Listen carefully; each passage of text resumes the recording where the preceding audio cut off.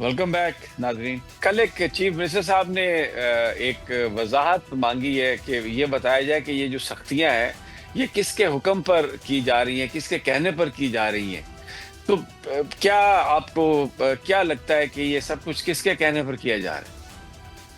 تو دیکھیں یہ انہیں کے کہنے پہ یہ کیا جا رہا ہے جنہوں نے عمران خان صاحب کو اندر کیا ہے، جو علی امین کو ملنے نہیں دیتے ہیں، جنہوں نے ہمارا الیکشن ریگ کروایا ہے.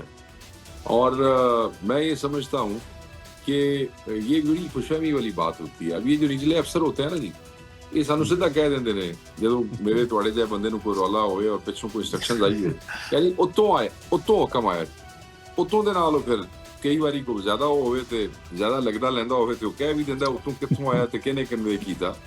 اب مطلب ہے کہ آپ کون سی صدی میں ہم نے پیر رکھا ہوا ہے، دہائیاں کون سی ہیں، دنیا کہاں پہنچ گئی ہے. We are still living in 70s and 60s. I mean, this is not how a state should be run. This is not how a government should be run. یہ شرم کی بات ہے. تو وہ میرے خیال میں تو ان چیف منسٹر کا جو کہ خود اسٹیٹ ریپ ہوتا ہے اس کا یہ وضاحت مانگ لینا ہی بہت سے لوگوں کے لیے شرم کا مقام.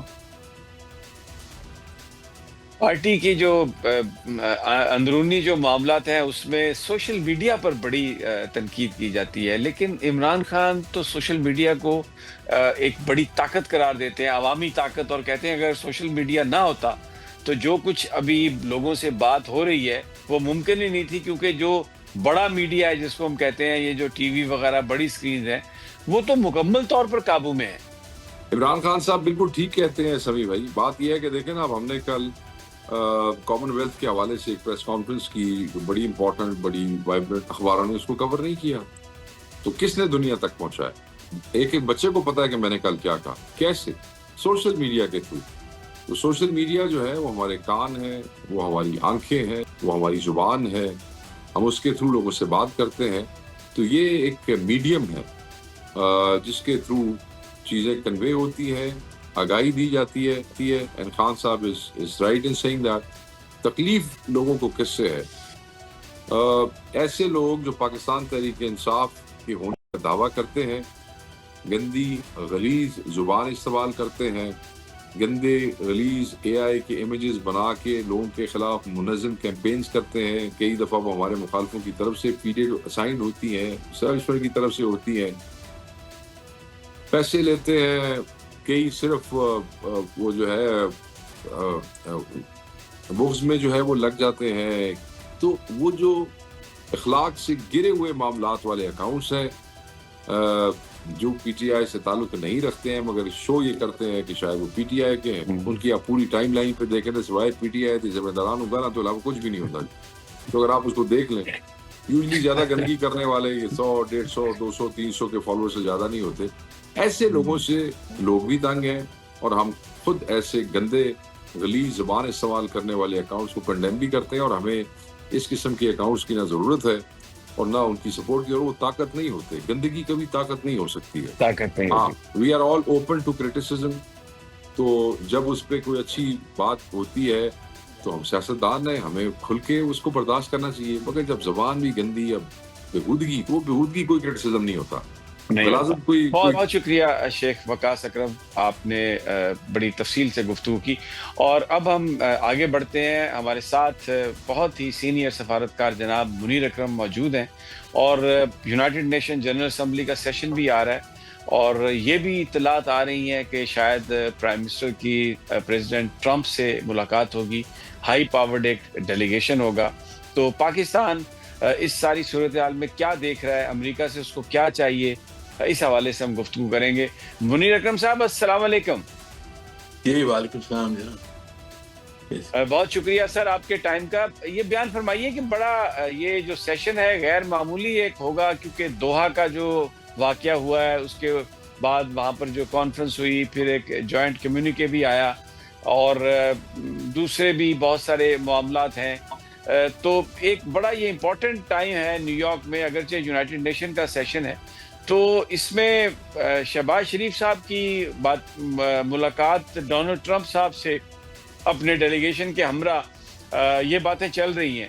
تو what do you think کہ یہ کیا آپ کیا دیکھتے ہیں؟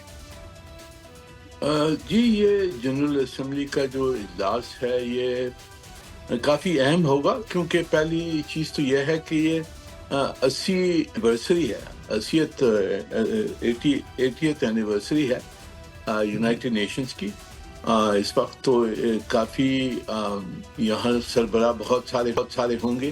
It will be important session. دوسری چیز obviously پاکستان کے لیے یہ سیشن آ رہا ہے آفٹر ہماری جو 4 دن کی جنگ ہوئی ہے ہندوستان کے ساتھ، اور اس کی جو امکان ہوئے ہیں، امپلیکیشنز ہیں، ڈیولپمنٹس ہوئی ہیں، اس کے بعد میں اس پہ بھی کافی توجہ دی جائے گی میرے خیال میں. اور تیسری چیز جو یہ بڑی جنگ چل رہی ہے غزہ میں، اسرائیل کو ابھی تک روک نہیں سکے ہیں انٹرنیشنل کمیونٹی، اور غزہ میں اب تک جنگ جاری ہے، اور یہ قطر پہ حملہ بھی کیا ہے. اس کے بعد میں جو عرب اور اسلامک سمٹ کی کمیونکے ہے اس میں کچھ ایکشنز آؤٹ لائنڈ ہیں. تو ہم نے یہ سب دیکھنا ہوگا کہ کس طرح سے ان سب مسئلوں پر کس طرح سے آگے پروگریس ہوتا ہے، اور کیا ڈسکشنز ہوتی ہیں جنرل اسمبلی سیشن میں. منیر اکرم صاحب، آپ سمجھتے ہیں کہ اس وقت اتنا زیادہ امریکہ کا انفلوئنس ہے گلف سٹیٹس پر بھی اور دوسرے چھوٹے ممالک پر بھی، کہ کوئی میننگ فل ایکشن اس سارے ایگریشن کو روکنے کے لیے کہیں سے کوئی ہم دیکھ سکتے ہیں، یا یہ بات صرف مذمت تک اور تعزیت تک کی رہے گی؟ جی